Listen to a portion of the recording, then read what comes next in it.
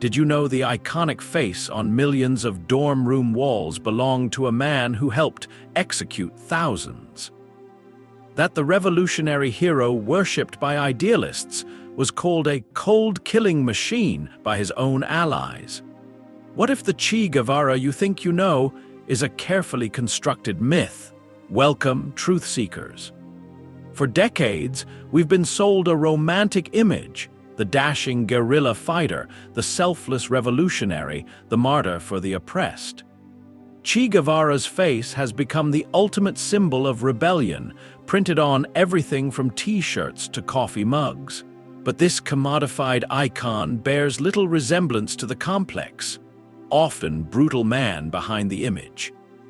Together, we're going to peel back the layers of propaganda and discover who Ernesto Guevara really was, and more importantly, how a violent revolutionary became the world's most marketable rebel. Let's start with what we know for certain. Ernesto Guevara de la Serna was born on May 14, 1928, in Rosario, Argentina, into an upper-middle-class family. The asthmatic child who couldn't breathe would grow up to leave millions breathless, though not always in admiration. In 1951, Guevara embarked on a motorcycle journey across South America that would change everything. Recent analysis of his diary entries from this trip reveals a young man genuinely shocked by the poverty and exploitation he witnessed. Historians have documented his transformation from medical student to ideological revolutionary during these travels. But here's where the evidence takes a darker turn.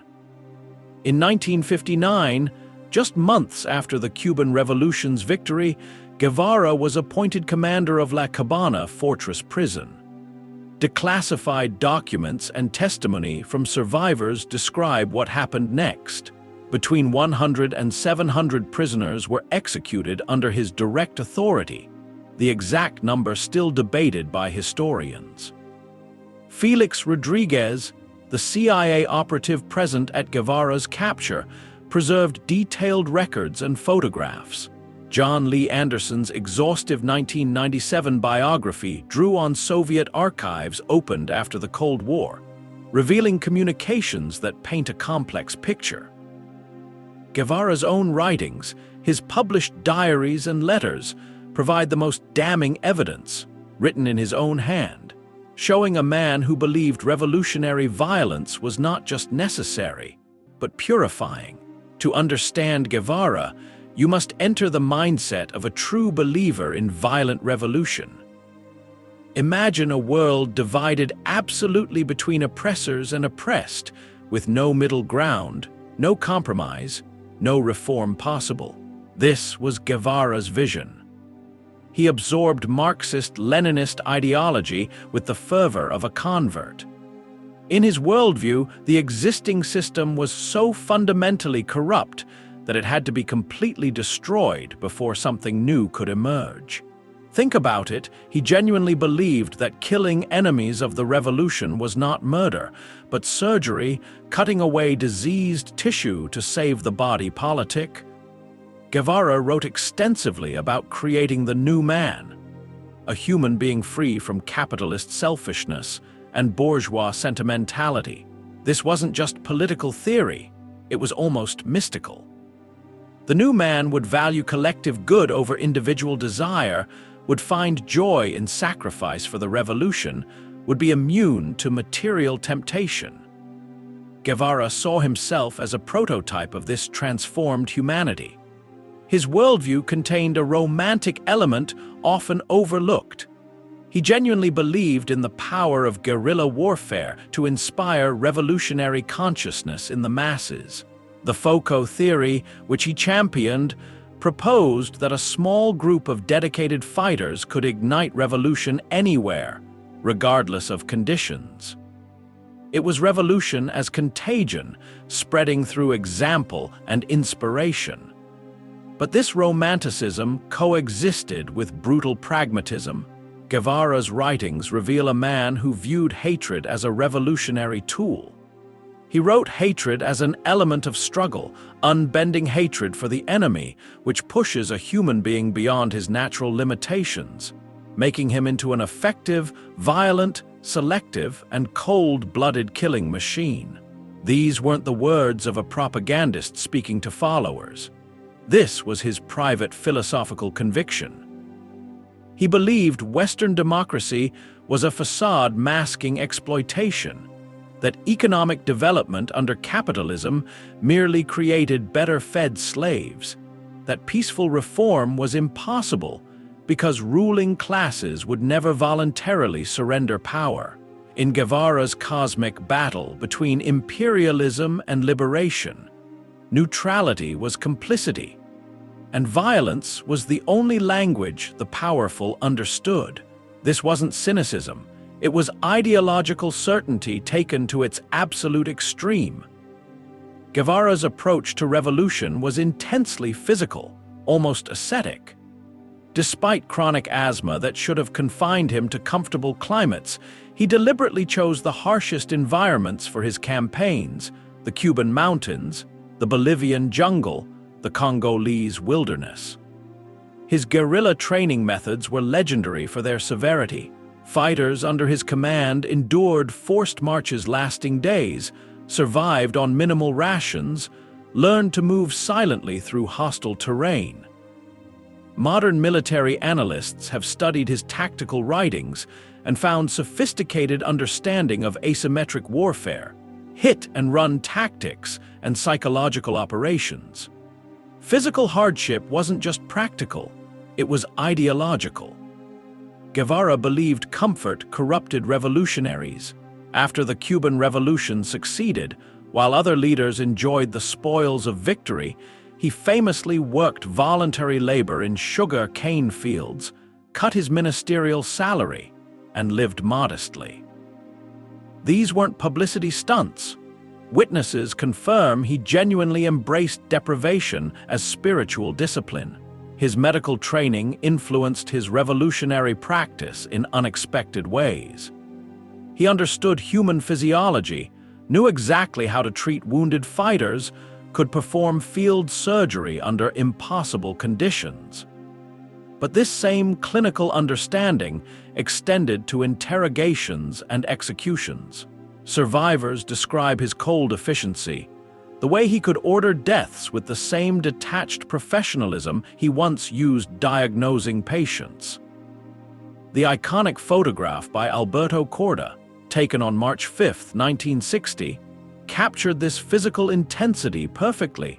The beret, the distant gaze, the combination of determination and ethereal beauty. That single image would become the most reproduced photograph in history, turning Guevara's face into a global brand. Guevara's mental discipline was as rigorous as his physical training. He was a voracious reader, carrying books even on guerrilla campaigns.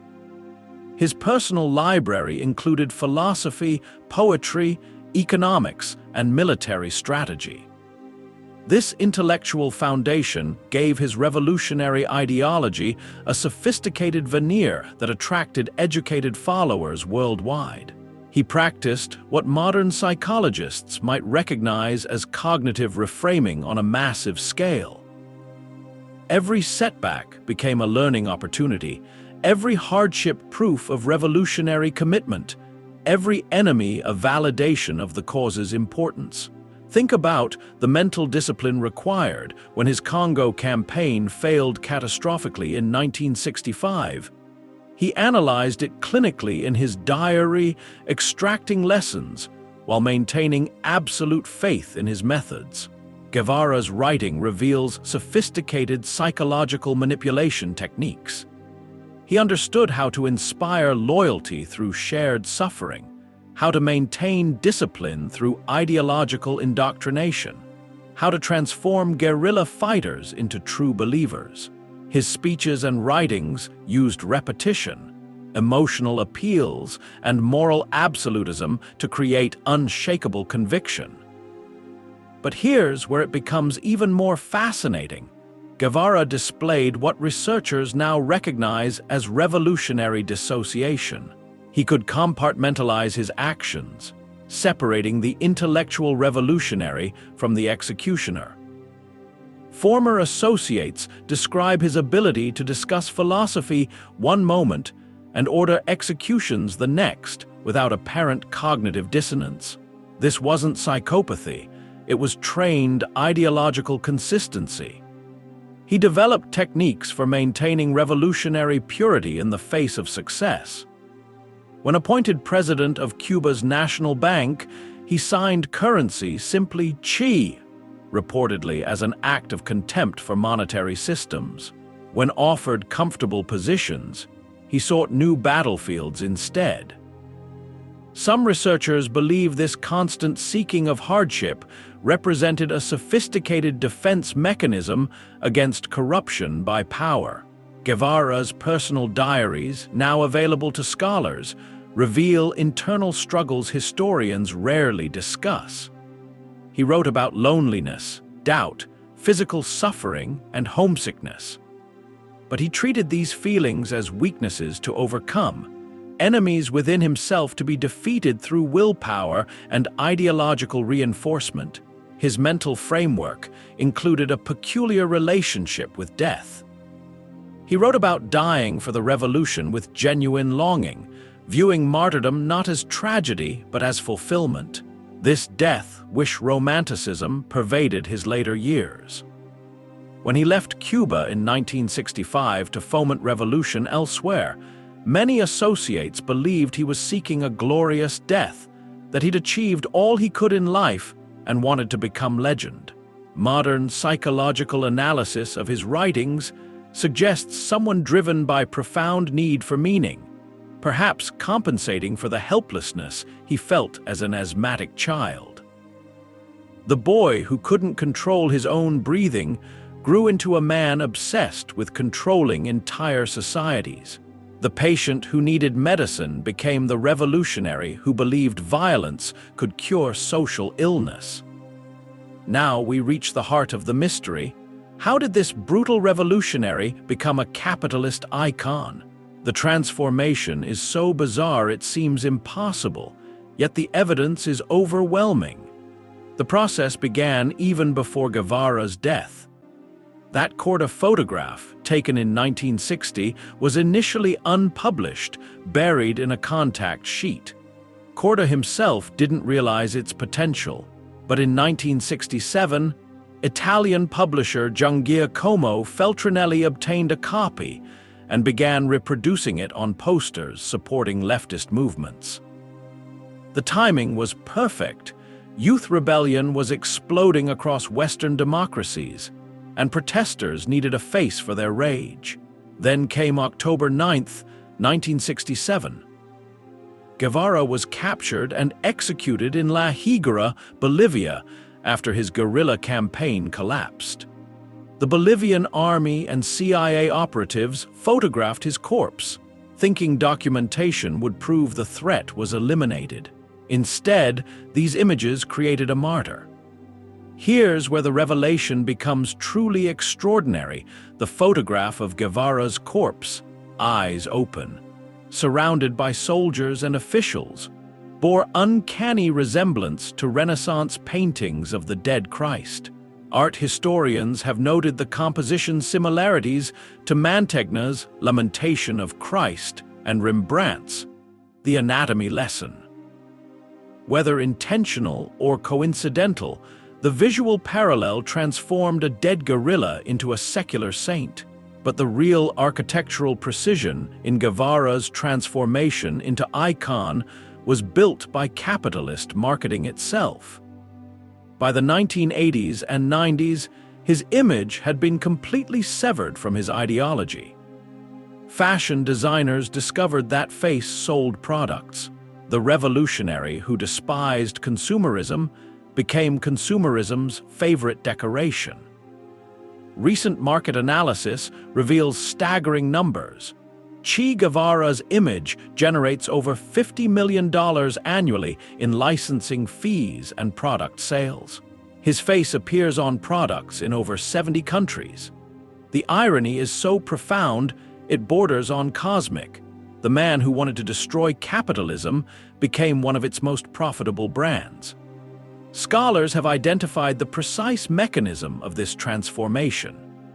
Guevara's image works because it signifies rebellion without requiring actual rebellion. Wearing a Che t-shirt lets consumers feel revolutionary while changing nothing about their lives. It's rebellion as commodity, dissent as fashion statement, revolution reduced to aesthetic choice. The mathematical precision of this cultural alchemy is remarkable. Take a genuinely dangerous revolutionary, remove all specific ideology, reduce him to pure image. Add youthful beauty and tragic death, multiply by mass reproduction, and you create the perfect empty symbol onto which anyone can project their desires. But here's the deepest revelation, the hidden chamber at the pyramid's heart. Guevara himself predicted and despised this exact outcome. In his writings, he warned against revolutionary movements becoming commodified, against radical politics being absorbed and neutered by capitalism's ability to sell anything, even opposition to itself. He wrote that capitalism's greatest strength was turning resistance into profit. And yet, his own face became the ultimate proof of his warning. The system he fought to destroy took his image and made it harmless, profitable, meaningless. Museums now display Warhol's silk-screen chairs alongside soup cans, the revolutionary equivalent to consumer products. The transformation is complete, from revolutionary to revolutionary-flavored product. Could Guevara have imagined this fate? Some scholars believe he would have preferred total obscurity to this commodified immortality. Others suggest there's poetic justice in capitalism proving stronger than his revolutionary will. Either way, the evidence is clear. The poster boy of revolution became revolution's biggest poster boy, and meaning was lost in mass production. What knowledge was lost in Guevara's transformation from man to merchandise? What truths were deliberately obscured? His extensive economic writings, mostly failures but intellectually serious, are rarely discussed. As Cuba's industry minister, he attempted to build an economy based on moral incentives rather than material rewards. It failed catastrophically, contributing to Cuba's economic struggles that continue today.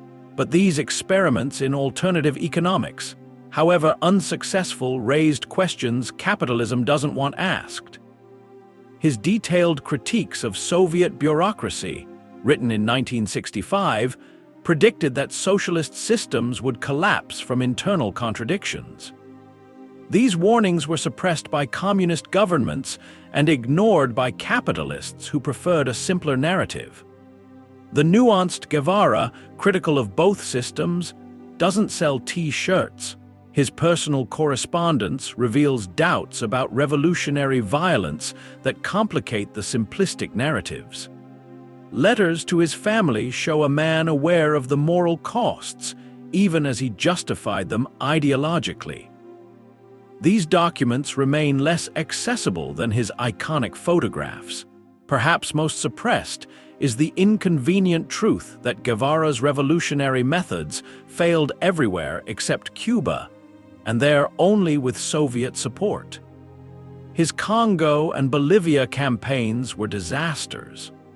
The romantic guerrilla strategy he championed couldn't succeed in modern conditions, but acknowledging this failure would undermine both the heroic myth and the demonic counter-myth. Both require Guevara to be effective, whether for good or evil. Ernesto Che Guevara died on October 9, 1967 in La Higuera, Bolivia, executed by Bolivian soldiers with CIA guidance at age 39. His legacy remains civilization's most perfect paradox. The anti-capitalist whose face capitalism can't stop selling.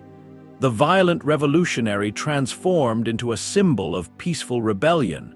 The complex man reduced to simple merchandise. Every T-shirt worn by someone who's never read his writings.